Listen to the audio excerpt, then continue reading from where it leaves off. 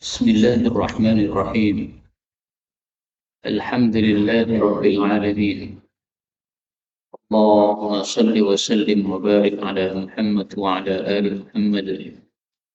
اللهم انفعنا بما علمتنا وعلمنا ما ينفعنا وزدنا علما وبارك لنا في علمنا وارزقنا الإخلاص في القول والعمل كاملا وعلما نافعا لا ينسى وتوفيقا دائما وصحة ويقينا وعافية. آمين يا رب العالمين.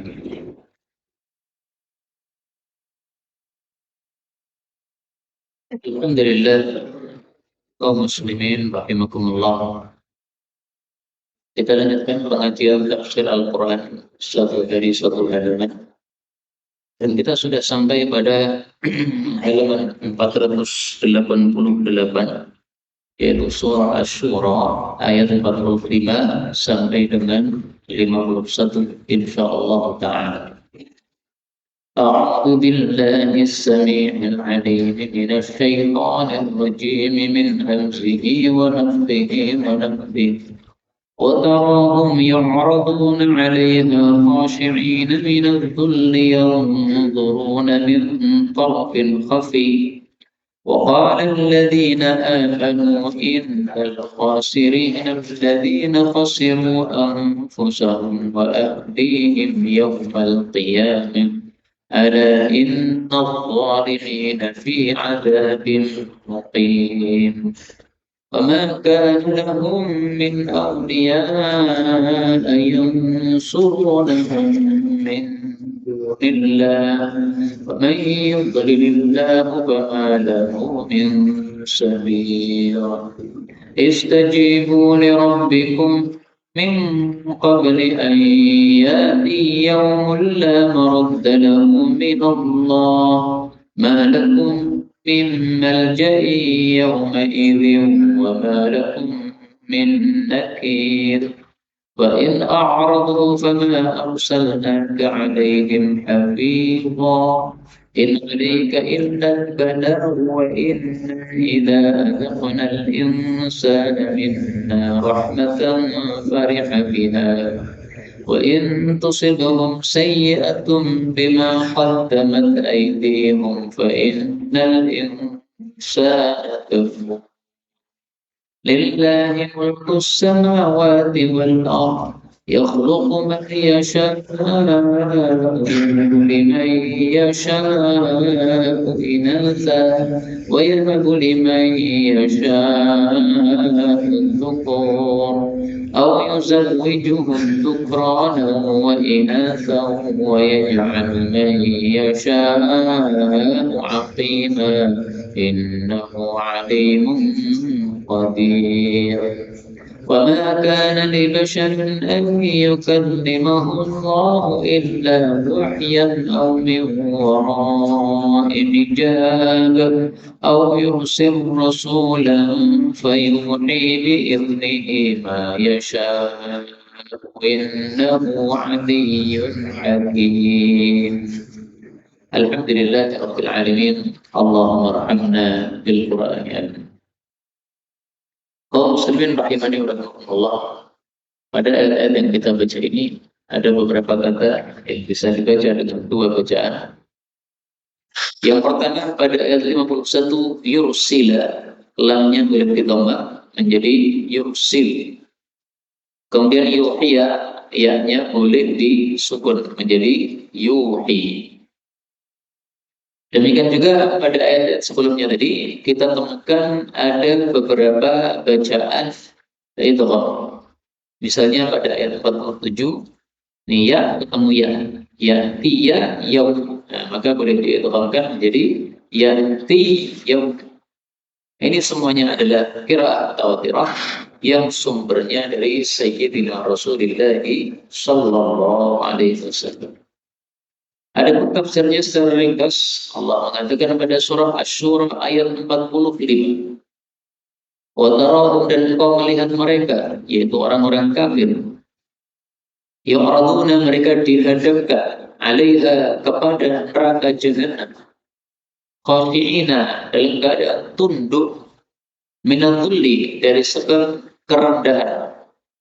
Yang turuna, mereka melihat, yaitu kepada neraka, min tarfin khafi, dari mata yang tersembunyi, maksudnya mencuri pandang.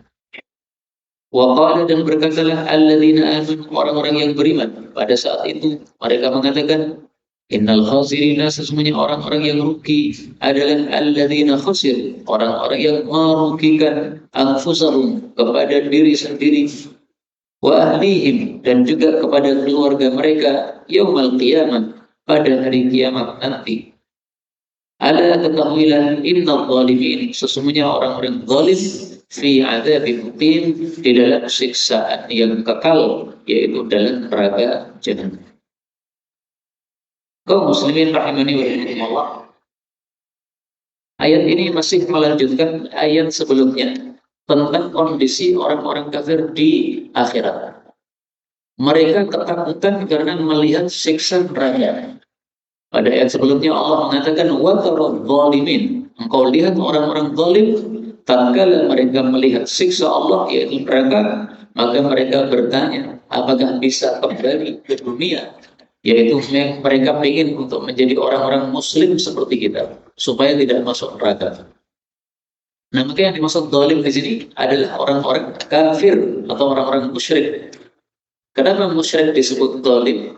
Karena Allah mengatakan inna syirka la zulmun azim. Syirik adalah kezaliman yang terbesar.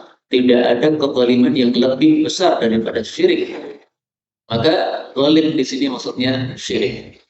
Nah, kondisi orang-orang kafir atau musyrik pada saat itu, yu'raduna 'alaiha. Mereka dihadapkan kepada neraka. Jadi ini sebelum dimasukkan neraka, yang nanti akhirnya akan dicemplungkan ke dalam neraka. Nah, sebelum dimasukkan, mereka dihadapkan dulu kepada neraka. Nih, neraka calon tempat tinggal nanti. Nah, ketika melihat neraka yang sangat menjilat-jilat, yang sangat mengerikan, maka mereka itu khasyi'in. Mereka pada tunduk semuanya. Dhul, mereka dalam keadaan rendah, direndahkan oleh Allah Subhanahu wa Ta'ala. Di dunia mereka merasa sombong, mereka merasa menang terhadap umat Islam. Tapi di akhirat dibalik oleh Allah Subhanahu wa Ta'ala, akan direndahkan oleh Allah Subhanahu wa Ta'ala. Karena itu, supaya kita tidak mendapatkan kerendahan di akhirat, maka janganlah kita melakukan seperti yang dilakukan oleh orang-orang kafir. Termasuk yang menyebabkan kerendahan di akhirat adalah kalau kita sombong. Sombong itu merasa besar, merasa gede, maka nanti akan dikerdilkan oleh Allah Subhanahu wa Ta'ala. Sebagaimana sabda Nabi sallallahu alaihi wasallam. Rasul sallallahu alaihi wasallam bersabda, yuhsyarul mutakabbirun, akan dikumpulkan orang-orang yang sombong yaumal qiyamah, pada hari kiamat, amsal dzar, mereka seperti semut-semut kecil, fi suwarir rijal, tapi bentuknya bentuk manusia. Yaghsyahumudz dhullu min kulli makan, mereka terliputi kerendahan dari segala penjuru. Yusaquna ila sijnin fi jahannam, mereka digiring menuju satu penjara dalam neraka jahanam, namanya penjara bulus. Ta'luhum narul anyar, mereka terliputi oleh apinya para api. Yusqawna min usarati ahlin nar, mereka diberi minum dari nanah-nanah penghuni neraka yang disebut tinatul khabal. Ini hadis riwayat Tirmidzi sahih. Maka sombong itu termasuk perkara yang menyebabkan kita hina di akhirat. Kenapa dihinakan oleh Allah? Karena di dunia merasa mulia. Jangan merasa mulia. Mulia di hadapan Allah adalah yang punya takwa, itu mulia. Adapun merasa mulia karena pintar atau karena kaya atau karena tampan dan sebagainya, itu hanyalah perkara yang menyebabkan kerugian di akhirat. Itu menyebabkan direndahkan oleh Allah di akhirat kelak. Kemudian karena mereka ketakutan terhadap neraka, yang turuna min tarfin khafi, mereka hanya berani melirik saja. Melihat ke nerakanya, tidak berani betul-betul melihat karena saking mengerikannya. Beraninya melirik, mencuri pandang. Mencuri pandangnya karena ketakutan. Karena mereka yakin bahwa betul-betul akan masuk ke dalam neraka. Sebagaimana disebutkan oleh Allah pada ayat yang lain, wa huwa waqi'un bihim. Pada surat Al-A'raf, pada surat Asy-Syura, Ayat 22 berarti ayat yang sudah lewat kemarin, karena ini sekarang ayat 45.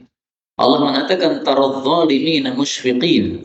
Kau melihat orang-orang zalim akan takut ketakutan mimma kasabu terhadap dari sebab tingkah-tingkah mereka di dunia. Wa huwa waqi'un bihim. Sementara siksa itu akan betul-betul mengenai mereka. Nah, ini kondisi yang akan dialami oleh orang-orang kafir di akhirat kelak. Maka pada saat itu orang-orang beriman mengatakan, sesungguhnya orang yang rugi adalah yang merugikan diri sendiri dan keluarga mereka. Maksudnya, mereka menyebabkan dirinya masuk neraka dan keluarganya juga masuk neraka. Di dunia mereka ajak keluarganya untuk syirik kepada Allah Subhanahu wa taala. Keluarganya diajak ke gereja. Nah, maka berarti sama dengan mengajak masuk ke dalam neraka. Disebutkan oleh Allah Subhanahu wa taala dalam ayat yang lain dengan istilah taral bawar. Surat Ibrahim ayat 28.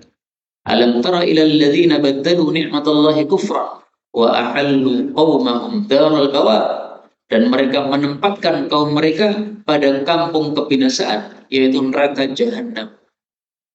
Bagaimana cara menempatkan keluarganya dan kaumnya dalam neraka? Yaitu dengan mengajak untuk berbuat kesyirikan tadi, mengajak berbuat kufur, mengajak ke gereja. Nah, itu berarti menempatkan orang-orang yang diajak tersebut ke dalam api neraka. Na'udzubillahi min syarri dzalik. Nah, maka alhamdulillah kita bersyukur kepada Allah, bukan termasuk orang-orang yang melakukan kekufuran, tapi kita melakukan keimanan, yaitu salat berjamaah di masjid seperti ini, pengajian seperti ini, termasuk bukti-bukti keimanan kepada Allah Subhanahu wa taala. Kemudian Allah mengatakan, ketahuilah sesungguhnya orang-orang zalim berada dalam siksaan yang kekal. Nah, zalim ini sama dengan yang tadi, yaitu maksudnya apa? Orang-orang musyrik. Karena kita sudah punya kaidahnya Ahlus Sunnah wal Jamaah, bahwa tidak akan kekal di neraka selain orang-orang musyrik atau kafir. Adapun zalim misalnya mencuri, ini zalim juga. Menuduh sesama muslim, ini zalim juga. Itu bukan termasuk yang dimaksud oleh ayat ini. Karena kalau masih muslim, meskipun dia mencuri, maka dia tidak kekal dalam neraka jahanam. Dia hanya mampir dalam neraka jahanam. Habis itu kalau sudah dibersihkan dosa-dosanya, maka dia akan diambil oleh Allah kemudian masukkan dalam surga. Tapi penjelasan seperti ini jangan disampaikan kepada orang-orang yang suka mencuri. Nanti mereka akan tambah semangat mencuri. Mereka akan mengatakan, gak apa-apa saya mencuri, yang penting muslim. Maka dia datang ke masjid untuk gondol kotak infak masjid. Habis itu dia mengatakan, gak apa-apa saya gondol begini, yang penting muslim. Nanti saya akan masuk surga juga. Nah, bahaya ini kalau disampaikan kepada mereka. Disampaikan kepada orang-orang yang sering ngaji, nggak ada masalah. Tapi untuk mereka yang tidak pernah ngaji, ya disampaikan ayat-ayat yang lebih ngeri terhadap mereka sehingga mereka bisa memperbaiki diri. Maka azab yang mukim ini kekal, ini maksudnya di neraka khusus bagi orang-orang kafir. Karena itu apa yang sudah saya jelaskan dulu, saya ulangi lagi bahwa namanya ahli bid'ah, kalau dia masih muslim maka tidak akan kekal dalam neraka. Yang kekal di neraka sesuai akidah ahli sunnah wal jamaah hanyalah orang-orang kafir atau orang-orang musyrik. Kemudian ayat 46 Allah mengatakan, wa ma kana lahum, dan tidak ada bagi mereka min auliya, wali-wali atau pengurus-pengurus yang surunahum, yang menolong mereka min dunillah, dari selain Allah Subhanahu wa taala. Wa may yudlilillah, dan siapapun yang disesatkan oleh Allah, fama lahu min sabil, maka dia tidak memiliki jalan, yaitu jalan menuju petunjuk. Yang dimaksud yang surunah, tidak ada yang menolong mereka. Maksudnya tidak ada yang bisa mengeluarkan mereka dari neraka. Karena Allah sudah tetapkan kalian kekal, tidak bisa dikeluarkan lagi. Malaikat-malaikat yang menjaga neraka sudah dicabut rahmat dari hati mereka, sehingga tidak pernah kasihan kepada ahli neraka. Sehingga mereka nyiksa terus terhadap ahli neraka, tidak peduli mereka menjerit-menjerit, mereka menangis-nangis. Bahkan sudah dijelaskan dulu, penghuni neraka saking banyaknya menangis, akhirnya yang keluar bukan air mata, tapi darah mata. Darah mata yang keluar. Saking lamanya mereka menangis-nangis, Sebagaimana sabda Nabi sallallahu alaihi wasallam, "Inna ahlan nar la yabkun." Sesungguhnya penghuni neraka terus-menerus menangis, hatta law ujriyatis sufun fi dumu'ihim jaf. Sampai-sampai kalau ada kapal-kapal yang dilewatkan pada air mata mereka yang mengalir, maka kapal ini bisa berlayar. Nah, bayangkan, air mata menetes meleleh sampai sebanyak bisa menjalankan kapal. Itu berapa air mata yang keluar itu? Wa innahum la dan sungguh mereka menangiskan darah. Hadis riwayat Hakim derajatnya sahih. Kemudian Allah mengatakan kepada kita supaya tidak termasuk penghuni neraka. Bagaimana? Allah katakan, istajibu li rabbikum. Ijabailah pemelihara kalian. Min qabli sebelum dia datang yauman satu hari la maraddalahu yang tidak ada penolak baginya minallahi dari Allah. Maksudnya hari kiamat. Malakum tidak ada bagi kalian min malja'in dari tempat berlindung yauma idzin pada hari itu, wa malakum dan tidak ada bagi kalian min nakir tempat untuk bersembunyi. Jadi maksudnya imanlah kepada Allah. Kalau sudah iman bagaimana? Taatlah kepada Allah sebelum datang hari kiamat. Karena kalau sudah datang hari kiamat, maka amal sudah tidak diterima lagi oleh Allah Subhanahu wa taala. Orang kafir pengen kembali ke dunia. Untuk apa? Untuk menjadi beriman. Nah, yang orang-orang yang sudah iman seperti kita juga akan menyesal. Kenapa dulu tidak taat kepada Allah Subhanahu wa taala? Kalau kita tidak taat kepada Allah. Jadi sama-sama menyesal. Yang kafir nyesel karena tidak iman. Yang muslim tapi tidak taat juga nyesel kenapa tidak taat. Orang-orang muslim, mereka kalau ditanya agamanya apa, Islam, KTP-nya tertulis Islam. Tapi sholat ya kadang-kadang mau, kadang-kadang tidak. Kalau Jumatan mesti jedul, tetapi sholat 5 waktu ya kadang melakukan, kadang tidak. Orang-orang seperti itu akan menyesal. Kenapa menyesal? Karena tidak taat kepada Allah Subhanahu wa ta'ala. Maka Allah mengatakan di sini, ijabailah Allah. Ijabailah maksudnya taatilah Allah. Yang kafir menjadi mukmin itu berarti mengijabai Allah. Yang muslim tapi belum taat kepada Allah, taatlah kepada Allah. Ini berarti mengijabai Allah Subhanahu wa ta'ala. Yang dimaksud hari yang tidak ada penolaknya di sini adalah hari kiamat. Sebagaimana disebutkan oleh Allah Subhanahu wa ta'ala pada ayat yang lain. Pada surah Al-Qiyamah tentang kiamat pada ayat 10, Allah mengatakan yaqulul insan, berkata manusia, yauma idzin pada hari itu, yaitu di hari kiamat, ainal mafar, kemana tempat lari? Allah mengatakan kalla, sekali-kali tidak, la wazar, tidak ada tempat lari, tidak ada. Mau lari kemana? Bumi ini semuanya akan diremuk oleh Allah Subhanahu wa ta'ala. Mau lari kemana kita? Di bumi, semua bumi remuk. Mau lari ke langit, langit juga diremukkan oleh Allah Subhanahu wa ta'ala. Bintang-bintang berjatuhan.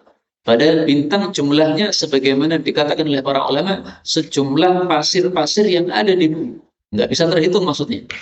Nah, maka kalau semuanya sudah rusak begitu, bagaimana mau lari? Tidak mungkin.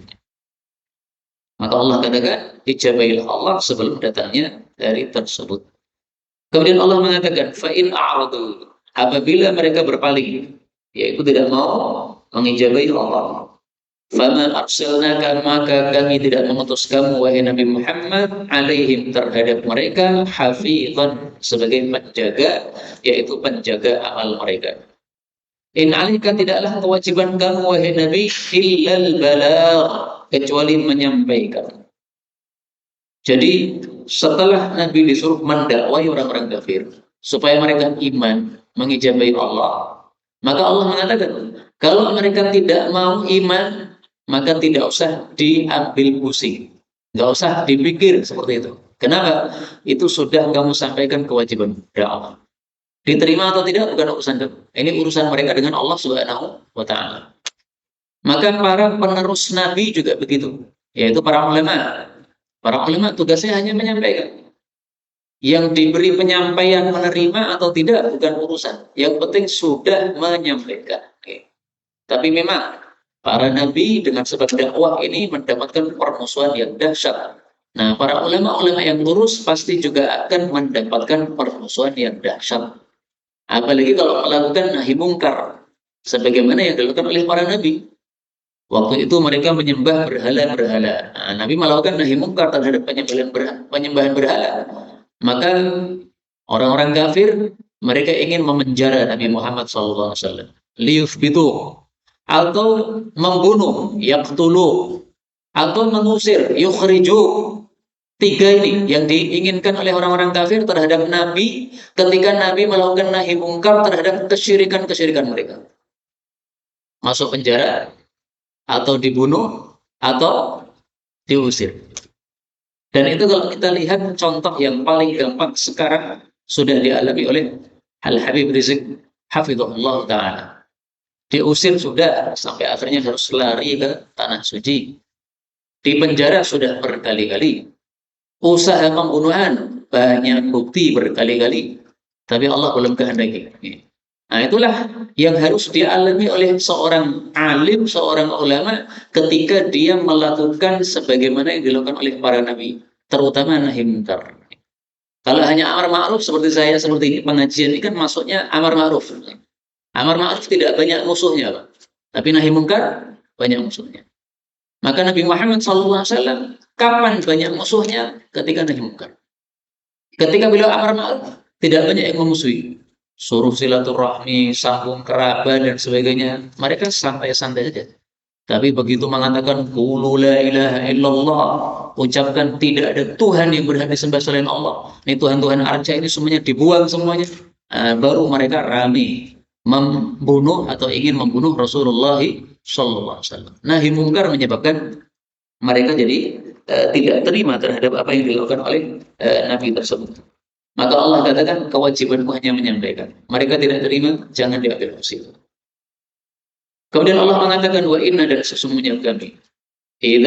Apabila adaqna, kami cicipkan al-insan kepada manusia, minna dari kami rahmatan, satu rahmat, fariha biha, maka dia bangga dengan rahmat tadi. Wa in tusibhum, dan jika engkau dan apabila menimpa mereka sayyi'atun, keburukan, bima qaddamat aydihim, dengan sebab tingkah-tingkah mereka, yaitu dosa-dosa mereka. Fa innal insana, maka sesungguhnya manusia itu kafurun, selalu mengkufuri nikmat-nikmat Allah Subhanahu wa taala. Nah, ini adalah watak kebanyakan manusia yang kafir kepada Allah Subhanahu wa taala. Kalau orang beriman tidak akan seperti ini. Tapi kadang-kadang ada orang meskipun dia sudah Islam, tapi wataknya mirip dengan watak orang-orang kafir. Nah, ini harus kita waspadai. Kita sudah Muslim, nah, jangan sampai seperti yang diceritakan dalam ayat ini, karena ini cerita tentang orang-orang kafir. Kata-kata al-insan dalam Al-Quran kadang-kadang bermakna kafir, manusia kafir, kadang-kadang manusia secara umum. Nah, untuk yang di sini, apa maksudnya? Apakah orang kafir, apakah orang Muslim? Tentu saja yang dimaksud adalah orang kafir, tetapi ada orang-orang Muslim yang wataknya seperti itu juga. Kalau diberi rahmat oleh Allah, maksudnya diberi nikmat, maka dia bangga dengan nikmat tadi. Tidak mensyukuri nikmat Allah, tapi malah bangga. Mengatakan, memang saya cerdas, sehingga saya bisnis selalu lancar terus. Yang lain-lain bisnis nggak pernah berhasil. Kalau saya pasti berhasil. Nah, ini sombong kayak begini, fariha biha, dia bangga dengan kesuksesannya, tidak merasa atau tidak mengakui bahwa itu nikmat dari Allah Subhanahu wa taala. Tapi kalau tertimpa keburukan, misalnya musibah-musibah, ujian-ujian, maka mereka kafur, mengkufuri nikmat Allah, artinya lupa terhadap nikmat-nikmat Allah yang mereka dapatkan sebelumnya, sampai menjadi putus asa. Sebagaimana disebutkan dalam ayat yang lain. Allah mengatakan, ayat yang mirip dengan ayat ini. Surat Ar-Rum ayat 36. Wa idza adaqna an-nasa rahmah. Kalau kami cicipkan kepada manusia rahmat, maksudnya nikmat. Farihu biha, mereka bangga dengannya. Wa in tusibhum sayyi'ah, tapi kalau menimpa mereka musibah, bima qaddamat aydihim, dengan sebab dosa-dosa mereka, idza hum yaqnatun, tiba-tiba mereka putus asa dari rahmat Allah Subhanahu wa taala. Nah, maka putus asa ini sifatnya orang-orang kafir. Tidak pantas bagi orang beriman untuk putus asa dari rahmat Allah. Innahu la ya'asu min rauhillah illal qaumul kafirun. Tidak akan putus asa dari rahmat Allah selain orang-orang kafir saja. Rasul Shallallahu Alaihi Wasallam bersabda tentang putus asa dari rahmat Allah Subhanahu Wa Taala. Rasulullah mengatakan, al-kabair, dosa-dosa besar, asyirku billah, syirik kepada Allah, wal iyasu min rauhillah, dan putus asa dari rahmat Allah, wal qunutu min rahmatillah, dan putus asa dari rahmat Allah. Diulangi 2 kali oleh Rasul Shallallahu Alaihi Wasallam meskipun dengan ungkapan yang berbeda. Hadis riwayat Bazzar, derajatnya sahih. Demikian juga Rasulullah mengatakan, "Thalathatun la tasal anhu." 3 orang tidak usah tanya tentang mereka. Maksudnya pasti siksa Allah dahsyat terhadap mereka. Nah, salah satunya adalah wal qanutu min rahmatillah. Orang yang putus asa terhadap rahmat Allah Subhanahu wa taala. Maka jangan putus asa dari rahmat Allah. Termasuk putus asa dari rahmat Allah, orang sudah lama berdoa tidak diberi oleh Allah. Akhirnya mengatakan, Allah tidak mungkin mengabulkan doa saya. Nggak ada fungsinya saya berdoa terus-menerus. Akhirnya tidak mau doa lagi. Nah, itu putus asa. Tidak boleh seperti itu. Doa tetap harus dilakukan. Meskipun Allah tidak kunjung beri apa yang kita minta. Kenapa? Karena 2. Pertama, kita berdoa itu diberi pahala oleh Allah Subhanahu wa taala. Mau dikasih atau tidak dikasih, tetap pahala menyebabkan adanya doa, adanya apa? Adanya pahala. Doa menyebabkan adanya pahala. Kemudian yang kedua, orang berdoa itu dikabulkan oleh Allah sesuai kehendak Allah, bukan sesuai kehendak kita. Dan waktunya pun juga sesuai keinginan Allah, bukan sesuai keinginan kita. Dan Allah kalau mengabulkan doa, itu tidak harus memberikan sesuai yang kita minta. Karena Allah lebih paham apa yang maslahat untuk kita. Contoh, ada orang yang belum dikaruniai momongan, sudah lama menikah, minta terus kepada Allah, tapi belum juga dikaruniai oleh Allah. Sudah 10 tahun menikah misalnya, belum juga punya momongan. Nah, maka ketika dia berdoa kepada Allah, hendaklah dia berdoa terus, tanpa peduli apakah Allah beri sesuai keinginan atau tidak. Kenapa? Karena berdoa itu mendapatkan pahala, yang pertama. Dan yang kedua, pengabulan doa itu terserah Allah, bukan terserah kita. Bisa jadi Allah melihat orang ini tidak pantas dikasih anak sekarang ini, maka tidak dikasih. Allah tunda sampai waktu yang maslahat bagi dia untuk dapat anak. Nah, begitu sudah pas waktunya baru dikasihkan oleh Allah Subhanahu wa taala. Maka tidak boleh putus asa. Anggaplah orang itu sampai mati juga nggak punya anak, anggaplah. Tetap saja itu sudah dikabulkan oleh Allah. Karena Allah mengabulkan doa bisa dengan cara Allah simpankan seperti yang dia minta diberikan di akhirat kelak. Dia minta anak. Tujuannya anak apa sih? Supaya dapat pahala banyak. Karena kalau anak kita beramal, maka pahala ngalir kepada orang tua. Anak baca Quran, pahala ngalir kepada orang tua. Anak sholat, pahala ngalir kepada orang tua. Kalau pahala ngalir ke orang tua, kalau dosa tidak. Kecuali kalau orang tua mengajarkan dosa, nah, maka pahalanya juga ngalir kepada yang mengajarkan. Nah, maka orang ini tidak diberi oleh Allah anak, tetapi dia sudah diberi oleh Allah pahala yang lebih banyak daripada pahala orang yang punya anak. Bisa jadi seperti itu. Misalnya seorang ulama yang karena tidak punya anak, akhirnya dia kesibukannya menulis terus. Nah, karena kesibukannya menulis, akhirnya karya-karyanya jadi terkenal. Imam Nawawi misalnya, anak nggak punya sama sekali. Bahkan tidak pernah menikah Imam Nawawi itu. Tapi oleh Allah tampaknya dikasih yang lebih banyak daripada orang-orang yang punya anak. Dengan bukti, kitab-kitabnya Imam Nawawi sampai hari ini masih dipelajari orang. Hadits Arba'in itu karya Imam Nawawi. Riyadhus Shalihin itu karya Imam Nawawi. Masih dikaji kan di masjid ini. Nah, nama Ustaz Azuri, nah itu adalah karya Imam Nawawi. Pahala ngalir kepada penulisnya. Padahal sudah mati pada tahun 676 Hijriah. Sekarang sudah 1443 Hijriah. 44 malah, sekarang sudah Muharram. 1444 Hijriah. Masih dibaca orang kitabnya, di pahala ngalir. Makanya lebih bagus daripada orang-orang yang punya anak. Maka sekali lagi yang belum punya anak, doalah terus sama Allah. Dikasih atau tidak dikasih itu urusan Allah, bukan urusan kamu. Urusan kita hanyalah berdoa sesuai perintah Allah. Ud'uni astajib lakum.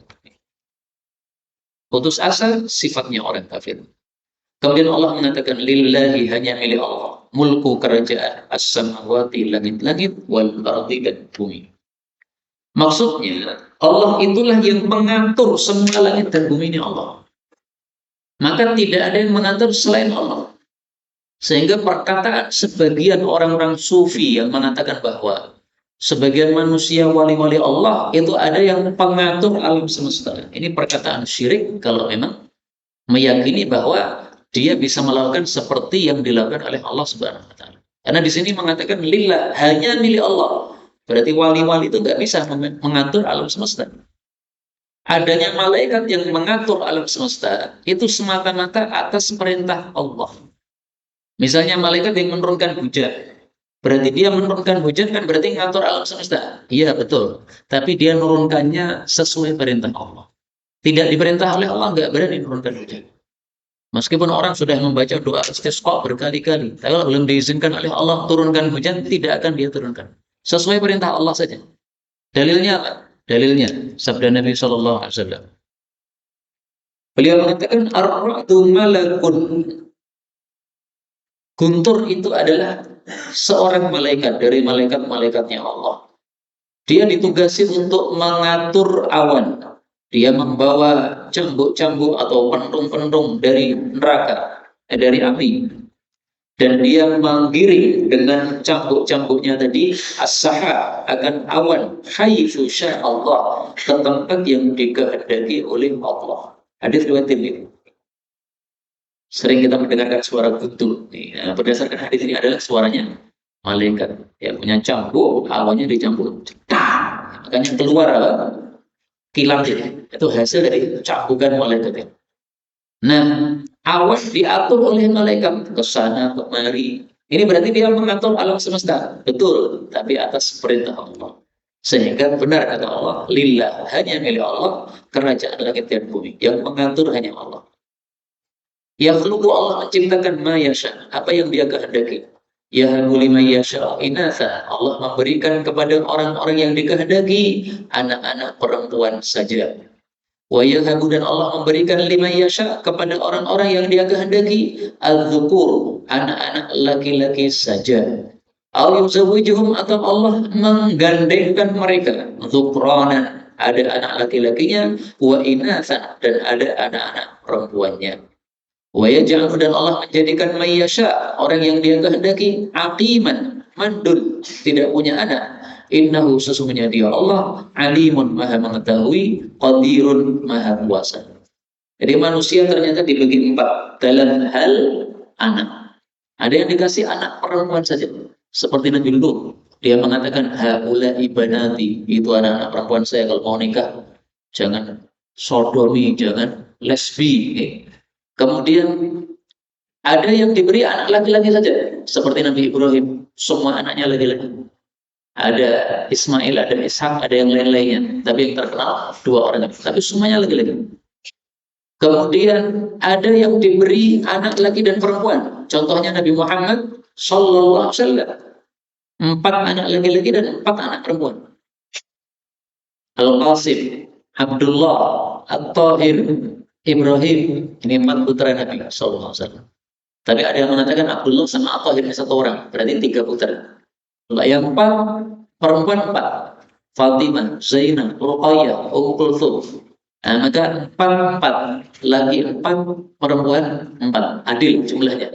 Rasul Sallallahu Alaihi Wasallam. Ada juga yang mandul, misalnya Nabi Yahya, Nabi Isa, tidak punya keturunan sama sekali, mandul berarti. Nah, karena itu, kalau kita diberi oleh Allah salah satu dari 4 kondisi ini, terimalah apa adanya. Itulah yang terbaik untuk kita. Diberi anak cowok sehingga setiap hari anak yang kuat, dewi-dewi, omanya jadi rusak. Nah, udah terimalah, itu takdir dari Allah Subhanahu Wa Taala. Oh, seperti itu. Ada yang anaknya cewek semuanya, nggak ada masalah. Malah nanti punya mantu banyak nanti. Jadi punya apa? Bolo banyak. Kemudian ada yang diberi mantul, semuanya sudah alim, itu berdasarkan ilmu Allah. Jadi Allah melakukan sesuai dengan kebijaksanaannya. Ini dari sisi anak ada 4 macam begini. Bapak-bapak itu ada 4 macam. Sekarang manusia lahir, kalau kita perhatikan juga ada 4 macam. Ada yang lahir dari bapak dan ibu, ini kebanyakan manusia. Ada yang lahir dari bapak saja tanpa ibu, atau dari laki-laki saja tanpa perempuan, yaitu Hawa. Diambil dari bagian tubuh Nabi Adam, laki-laki. Ada yang terlahir dari ibu saja, tidak ada bapaknya, yaitu Nabi Isa. Ada yang terlahir tanpa bapak, tanpa ibu, yaitu Nabi Adam alaihissalam. Maka manusia dari sisi bapaknya ada 4 macam, dari sisi anaknya juga ada 4 macam juga. Subhanallah, Allah Qadir, Maha Kuasa. Kemudian Allah mengatakan, wa maka dan tidak mungkin libasyarin seorang manusia ayyukallimahullah, bahwa Allah mengajak bicara kepada dia illa wahyan, kecuali dengan wahyu. Jadi tidak mungkin Allah mengajak bicara manusia langsung seperti manusia ketemu manusia, tidak mungkin, tidak bisa. Karena Allah itu Maha Besar, Maha Kuasa. Allah itu tidak seperti makhluknya. Maka Nabi Musa ketika minta kepada Allah, setelah diajak bicara oleh Allah, mendengar suaranya Allah, maka dia ingin ketemu Allah. Arini anzur ilaik. Maka Allah mengatakan, lantar, tidak akan kamu bisa melihat saya. Maka di sini Allah mengatakan, au min wara'i hijab, atau di belakang tirai. Contohnya ya Nabi Musa tadi. Dia diajak bicara oleh Allah, mendengar suaranya Allah, tapi di balik tirai tidak bisa melihat Allah. Dia ingin tirainya dibuka sehingga bisa melihat Allah. Tapi begitu Allah memunculkan, menampakkan dirinya, baru sekedar, sekecil sinarnya, sekecil ujung jari, itu sudah langsung pingsan Nabi Musa alaihissalam. Dan gunung langsung hancur ketika sinarnya Allah baru sekecil itu keluar. Apalagi kalau Allah tampakkan seluruh sinarnya. Maka Nabi Muhammad juga nggak pernah melihat Allah. Meskipun beliau sudah Isra Mi'raj, sudah naik sampai ke langit ke-7, tapi belum pernah melihat Allah. Dengan bukti beliau ditanya, ya Rasulullah, apakah engkau sudah melihat pemeliharamu? Maka beliau mengatakan, nurun anna arah. Adanya sinar, bagaimana mungkin saya bisa melihat? Ada orang bawa senter, senternya diarahkan ke mata kita, gelap gulita. Apakah kita lihat siapa yang membawa senter tadi? Tidak akan lihat. Maka kita sudah kalah dengan sinar tadi. Itu baru sinar senter. Yang bawa senter saja kita nggak lihat siapa dia. Apalagi Allah Subhanahu wa Ta'ala. Yang Allah merupakan nurus samawati wal ardh. Baik, kemudian au yursilu rasulah, atau Allah akan mengutus seorang utusan, misalnya malaikat Jibril. Tapi tidak hanya malaikat Jibril yang diutus oleh Allah untuk menyampaikan wahyu. Ada malaikat-malaikat yang lain diutus oleh Allah untuk menyampaikan wahyu. Misalnya Rasulullah Shallallahu Alaihi Wasallam mengatakan pada hadis yang sahih, atani malakun, telah datang kepada saya seorang malaikat. Ini bukan malaikat Jibril ini. Fasallam alayya, dia salam kepada saya. Nazala minas sama, turun dari langit. Lam yanzil qabla, belum pernah turun sebelum ini. Berarti bukan malaikat Jibril. Fabasyaruni, maka dia memberi kabar gembira kepada saya bahwasanya Hasan dan Husain adalah tokoh pemuda ahli surga dan Fatimah adalah tokoh wanita ahli surga. Hadis sahih riwayat Ibnu Asakir maupun yang lainnya. Au yursilu rasulan, atau Allah mengutus seorang rasul, fayuhi bi'ilmi, lalu dia memberikan wahyu dengan izin Allah, ma yasha, sesuai kehendak Allah. Innahu, sesungguhnya Allah aliyun, maha tinggi, hakimun, maha bijaksana. Kata-kata Ali maha tinggi sudah pernah kita jelaskan bahwa maksudnya Allah itu tinggi zatnya, maka Allah di atas langit, dan Allah itu tinggi sifat-sifatnya, maka tidak memiliki sifat rendah sama sekali. Dan Allah itu tinggi kekuasaannya, sehingga kalau Allah menghendaki sesuatu tidak akan pernah bisa ditolak oleh siapapun juga. Inilah yang dapat kita pelajari benarnya dari Allah Ta'ala. Kalaupun ada salahnya, fa astaghfirullahaladzim li wa lakum, walhamdulillahi rabbil alamin.